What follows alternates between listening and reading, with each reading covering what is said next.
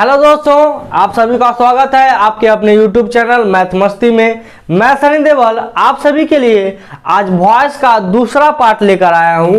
पहले पार्ट में वॉइस के बारे में हम लोग डिटेल से समझ चुके हैं, आखिर उसका कॉन्सेप्ट क्या था, हम लोग वॉइस बनाएंगे तो कैसे बनाएंगे। तो आइए आगे बढ़ते हैं। आज हम लोग एग्जाम्पल भी करेंगे। एग्जाम्पल करने से पहले एक छोटा सा कॉन्सेप्ट बचा हुआ है, उसको भी समझने का प्रयास करिएगा आप लोग। तो आज हम लोग स्टार्ट कर रहे हैं वॉइस का पार्ट 2, यानी कि पहला पार्ट हम लोग कर चुके हैं। आज हम लोग वॉइस का दूसरा सीरीज कर रहे हैं, यानी कि दूसरा पार्ट कर रहे हैं। जो भी विद्यार्थी वॉइस का पहला पार्ट नहीं देखा होगा वो प्लेलिस्ट में जाइएगा, अब वॉइस का पहला पार्ट पहले देख लीजिएगा। तो वहां जाने से पहले वो चीज पहले यहाँ समझ लीजिए। वहां पर सबसे पहले बता दीजिएगा कि एगो बदलने वाला हम चीज बताए थे कि ऑब्जेक्ट के इन्ने लाना है, सब्जेक्ट के उन्ने ले जाना है। मगर याद रखिएगा वो दोनों चेंज होता है। जब सब्जेक्ट के काम करेगा तो दूसर चीज लिखाएगा, वही चीज जब ऑब्जेक्ट का काम करेगा तो दूसर चीज लिखाएगा। तो सबसे पहले जानिए पर्सन कई प्रकार के होता है। तो आप लोग को पता होना चाहिए कि पर्सन 3 प्रकार के, फर्स्ट पर्सन, सेकेंड पर्सन और थर्ड पर्सन। फर्स्ट पर्सन में होता है आपका आई और वी होता है, सेकेंड पर्सन में यू और थर्ड पर्सन में आपका हो गया जे बच जाता है, ही, सी, इट, नेम। एगो से ज्यादा नेम हो गया तो नेम्स चाहे दे। ई तो हो गया सब्जेक्ट, यानी कि इसको बोला जाता है वो subjective case. Subjective case book वगैरह में लिखा हुआ रहेगा डोमिनेटिव और नॉमिनेटिव, तो उतना याद न रखना है।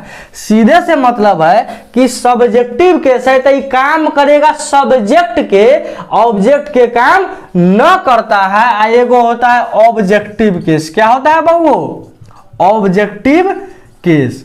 ऑब्जेक्टिव केस बता देते हैं जो विद्यार्थी नहीं जानता है। आई के ऑब्जेक्टिव होता है केस, यानी कि मी होता है। अब बी के ऑब्जेक्टिव केस होता है वो अस। यू के सब्जेक्टिव केस और ऑब्जेक्टिव केस दोनों सेम ही होता है, होता है यू। यू सब्जेक्टिव केस लिखिए चाहे ऑब्जेक्टिव केस लिखिए, दोनों बात बराबर है। अब लिखा हुआ है ही, तो ही के ऑब्जेक्टिव केस होता है हिम। सी के ऑब्जेक्टिव केस होता है वो हर। इट के ऑब्जेक्टिव केस आपका इटे होता है, और नेम से जैसा रहेगा वैसा हम लोग देख लेंगे। दे का ऑब्जेक्टिव केस होता है वो them. Subjective case, objective case, ये बात हमेशा ध्यान रखिएगा। एगो होता है सब्जेक्टिव केस और एगो होता है वो ऑब्जेक्टिव केस, ये बात हमेशा ध्यान रखना है। पर्सन 3 प्रकार के, फर्स्ट, सेकेंड, थर्ड। फर्स्ट में आता है आई वी, सेकेंड में यू और थर्ड में ही, सी, इट, नेम या दे कर सकते हैं। अब यहाँ एगो चीज समझिएगा आप लोग कि फर्स्ट को फर्स्ट ही किस लिए कहा जाता है, सेकेंड को सेकेंड किस लिए कहा जाता है और थर्ड के थर्ड किस लिए कहा जाता है। जो विद्यार्थी बता देगा हमको कि फर्स्ट को फर्स्ट, सेकेंड को सेकेंड और थर्ड को थर्ड किस लिए कहा जाता है, तब हम जान जाएंगे कि आप लोग ईमानदारी से पढ़ते हैं। तो अब जो न जानता है वो सीखिएगा। फर्स्ट को फर्स्ट इसीलिए कहते हैं क्योंकि यह काम करता है बोलने का, बोलने का काम। फर्स्ट इसीलिए क्योंकि काम करता है बोलने का।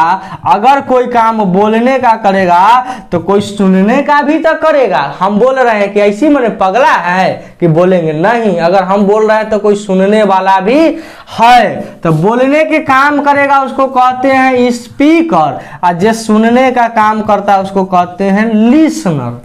अब मन में जितना सारा सेंटेंस बनाना है बना लो, उससे कोई फर्क नहीं पड़ता है।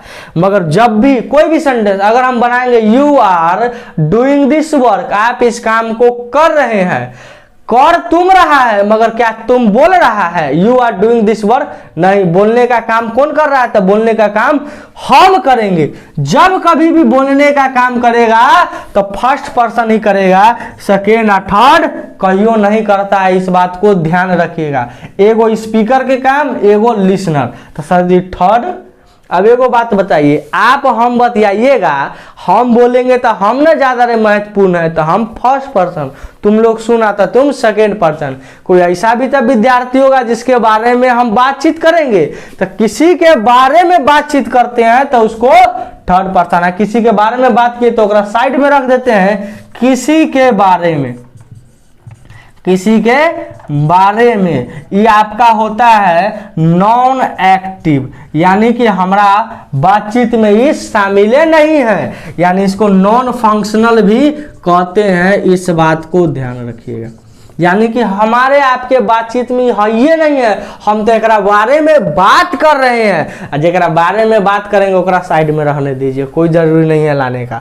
तो इस समझ में आ गया होगा सब्जेक्टिव केस, ऑब्जेक्टिव केस। जब यहाँ तक समझ में आ जाए, अब एक एक चीज समझ में आ जाए। एगो बताए थे कि सब्जेक्ट होगा, वर्ब होगा, ऑब्जेक्ट होगा। इस ऑब्जेक्ट को हम एन्ने लाने के लिए बताए थे। एगो एक्टिव से पैसिव जाने के लिए एगो बी के फॉर्म अपना मन से देना है, किसी भी सूरत में। ये बात ध्यान रखिएगा। तो एगो बी के फॉर्म दे दिए, ओकरा बाद यह जो वर्ब है ओकर वर्ब का तीसरा रूप बना देना है। वॉइस में याद रखिएगा हमेशा तीसरा रूप ही आता है। आई सब्जेक्ट के हम बोले थे कि बाय लगा दो, ओकरा बाद सब्जेक्ट लिख दो। बाय के जगह पर कोई दूसरा प्रेपोजिशन भी हो सकता है, ये बात हम बताए हुए थे। तो यह था एक्टिव से पैसिव जाने का तरीका, कैसे बनाएंगे इसको भी ध्यान रखना है आप लोग को कि एक्टिव से पैसिव कैसे बनाएंगे। जब एक्टिव से पैसिव जाने के लिए एगो बी के फॉर्म अपना मन से, तो पैसिव से एक्टिव भी आने के लिए एगो बी के फॉर्म अपना मन से घटा लेंगे, ये बात ध्यान रखना। अब बी के फॉर्म कै गो था, तो बी के फॉर्म 8 गो था। Is, am, are, was, were, be, been, been. ये 8 गो आप लोग को हम बताए थे बी के फॉर्म में। ये 8 गो जेकरा याद है उसको वॉइस बनाने में कभी तकलीफ नहीं होगा। ये बी के फॉर्म में कौन चीज दे देना था, वर्ब का तीसरा रूप दे दीजिए, आपका वॉइस कंप्लीट हो जाएगा। अब एक एक एग्जांपल लेंगे और उसको खूबसूरती से आप लोग को समझते हुए आगे बढ़ना। अब वॉइस का कोई कॉन्सेप्ट का जरूरी नहीं है, सीधे अब आक्रमण करिए क्वेश्चन पर, डायरेक्ट अब बनाइए। कोनो वॉइस हो जेकर ऑप्शन वाला हो जाए, वो अगर वॉइस है कॉमन इनर वाला नहीं, ऑप्शन वाला जो 1 या 2 नंबर के पूछता है, उस सब वॉइस को अब डायरेक्ट। चलिए दोस्तों 5 एग्जाम्पल लिए हैं, एकदम बेसिक, एकदम 5वां 6ठा 8वां टाइप के बउआ वाला क्वेश्चन लिए हैं। यह बउआ वाला क्वेश्चन में कॉन्सेप्ट छुपा हुआ है। एक बार 5 को ढंग से समझना, ये क्वेश्चन ना है, समझो कॉन्सेप्ट है। ये कॉन्सेप्ट समझ लीजिएगा कि बस सारा वॉइस क्लियर। अब बनाते हैं एक एक वॉइस को। पहला लिखा हुआ है आई टीच हर, मैं उसको पढ़ाता हूं। अब हम पहले वीडियो को रोकिए, चेक करिए कि एक्टिव वॉइस है कि पैसिव वॉइस। अगर एक्टिव है तो उसका पैसिव बनाइए, और पैसिव है तो उसका एक्टिव बनाइए। क्वेश्चन दोनों प्रकार से पूछेगा, एक्टिव से पैसिव बनाना, पैसिव से एक्टिव बनाना। तो पहले आपको चेक करना है कि एक्टिव है कि नहीं, ताकि आपका विकास हो। तो देखिए यहाँ बी के फॉर्म भी नहीं है और वर्ब का तीसरा रूप भी नहीं है। पैसिव होने के लिए बी का एगो फॉर्म, 8 गो में से कोई एगो, और बाद वर्ब के तीसरा रूप होना बहुत ही जरूरी है। अब इसको बनाते हैं। इस हर है ऑब्जेक्ट। अब लड़का लोग कंफ्यूज करेगा, सर सब्जेक्ट को कैसे पहचानेंगे, ऑब्जेक्ट को कैसे पहचानेंगे। तो याद रखिएगा वर्ब से पहले सब्जेक्ट होता है और वर्ब के बाद ऑब्जेक्ट होता है, इस बात को ध्यान रखिएगा। वर्ब से पहले सब्जेक्ट और वर्ब के बाद ऑब्जेक्ट होता है, इस बात को ध्यान रखिएगा। इतना बात याद रखिएगा, कोई कंफ्यूजन नहीं होगा। तो ये हर है ऑब्जेक्ट, ऑब्जेक्ट माने ऑब्जेक्टिव केस। तो अब हर के एने लाइएगा तो ये हो जाएगा सी, काहे कि एकरा बाद अब बी के फॉर्म आएगा, वर्ब के तीसरा रूप देना है। तो वर्ब से पहले क्या होता है बाबू, वर्ब से पहले सब्जेक्टिव केस होगा, यानी कि सब्जेक्ट वाला भाग लिखाएगा। अब देखो टीच, आई टीच हर, तो हमको रुकना है, एगो बी के फॉर्म अपना मन से देना है। देखिए यहाँ कोई है बी के फॉर्म तो कहिएगा गुरुजी यहाँ एको गो बी के फॉर्म नहीं है तो एगो दे दीजिए। अब देखिए ये कौन टेंस है, खाली टेंस पहचानिए, प्रेजेंट, पास्ट, फ्यूचर। तो कहिएगा गुरुदेव ये है प्रेजेंट। तो प्रेजेंट में याद करो 8 गो में से प्रेजेंट कौन कौन हो सकता है। 8 गो था, is, am, are, was, were, be, been, being. 8 go में से प्रेजेंट कौन कौन हो सकता है कि वाज वर हो सकता है तो नहीं हो सकता, बी बीन बीन है तो नहीं होगा। तो इज, एम, आर हो गया। 3 गो में से कोई एक को दीजिएगा तो बताइए सी के साथ इज दीजिएगा कि सी के साथ एम दीजिएगा कि सी के साथ आर दीजिएगा। इतना तो समझ होबे ना करेगा। तो कहेगा गुरुजी सी के साथ ई जो दियाता है ये बात तो हम जानते हैं। आज बी के फॉर्म दे दिए तो ओकरा बाद जे वर्ब है ओकर वर्ब का तीसरा रूप बना दीजिए। तो teach, taught, taught verb form याद नहीं करिएगा, पढ़ते पढ़ते सब याद हो जाता है। तो सी इज टॉट, अब बाय आई के मी लिख देंगे। अब गुरुदेव आई के ने मी काहे लिखे, काहे कि टॉट अगर वर्ब है तो वर्ब से पहले सब्जेक्टिव केस यानी सब्जेक्ट चाहिए, अब वर्ब के बाद ऑब्जेक्ट चाहिए। बस इतने बात के लिए कंफ्यूजन होता है। ये समझ में आ गया, अब सारा चीज समझ में आ जाएगा, अब एको को परेशानी नहीं होगा। अब अगला बनाते हैं दिस वर्क। देखो सी इज डूइंग दिस वर्क, तो दिस वर्क के एन्ने लाइए तो दिस वर्क है तो दिस से लिखा जाएगा, एक कोई चेंज ना होगा। जे क्वेश्चन में है उसको लिखो। देखो यहाँ इज है तो वही टाइप के लिखो, तो दिस वर्क इज जे है से लिख दिए। एगो बी के फॉर्म अपना मन से देना है। देखिए यहाँ चल रहा है आईएनजी, तो 8 में से हम बोले कि आईएनजी वाला जाइए खोज के लाइए, तो वहां से जाइएगा इज में आईएनजी न लगल है, एम में न है, आर में न है, वाज में न है, वर में न है, बी में न है, बीन में न है, तब बच गया अंतिमा वाला बींग, ओ में आईएनजी लगल है। तो this work is being, ING एगो अपना मन से। जे क्वेश्चन में है ओकरा तो लिखना ही लिखना है, आ एगो अपना मन से देना है। दिस वर्क इज बीइंग, आज वर्ब है ओकर वर्ब के तीसरा रूप, डू के तीसरा रूप होता है do, did, done. This work is being done. अब बाय देखिएगा यहाँ सी है तो सी के क्या लिख दीजिए, हर लिख दीजिए, क्योंकि प्रेपोजिशन लिखा ही लिखा जाता है, इस बात को ध्यान रखिएगा। एक मतलब होता है सी इज डूइंग दिस वर्क, वह इस कार्य को कर रही है। अब पैसिव का मतलब होता है कि यह कार्य उसके द्वारा किया जाता है। Active, passive, active, passive. Active से पैसिव इसलिए बनाना जरूरी होता है कि जब सब्जेक्ट पर जोर देते हैं तो एक्टिव वॉइस, जब ऑब्जेक्ट पर जोर दीजिएगा तो पैसिव वॉइस। अब अगला देखते हैं, she had read all chapters. यहाँ देख लीजिएगा ऑल चैप्टर्स को इनने लाइए तो ऑल चैप्टर्स, जे क्वेश्चन में है ओकरा लिखिए, ओकरा बाद एगो बी का फॉर्म अपना मन से दीजिए। तो ऑल चैप्टर्स, यहाँ हैड है तो यहाँ दे दीजिए हैड। अब एगो बी के फॉर्म अपना मन से, तो एगो कॉन्सेप्ट जान लीजिए, सारा कहानी याद हो जाएगा। जब कभी भी हैव हो या हैज हो या हैड हो, अगर एक कर पैसिव बनाइएगा ना आप, तो एगो अपना मन से क्या दिया जाता है, बीन दिया जाता है, BEEN। चाहे हैव रहे, चाहे हैज रहे, चाहे हैड रहे, अगर उसका पैसिव बनाइएगा तो सीधा सीधी बीन दे दीजिए, कोई रखना नहीं है, चाहे वो कोनो टेंस हो, हमको उससे पहचानना जरूरी नहीं है। तो ऑल चैप्टर्स, यहाँ हैड था तो हैड लिख दीजिए, एगो अपना मन से लीजिए गुरुजी, कुछ एगो अपना मन से। तो हैड, हैड में कथी जो आता है, बीन। अब हो गया ये passive voice. All chapters had been, जे वर्ब है ओकर वर्ब का तीसरा रूप दे दो।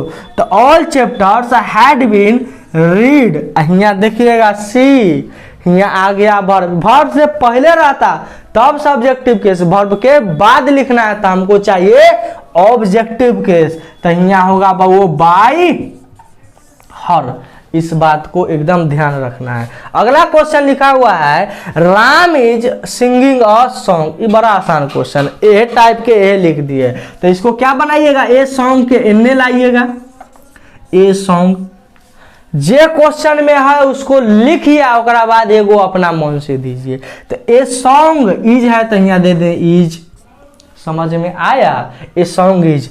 अब देखिए यहाँ लगल है आईएनजी, आईएनजी लगल है तो हम आठों में से आईएनजी वाला खोज के लाएंगे।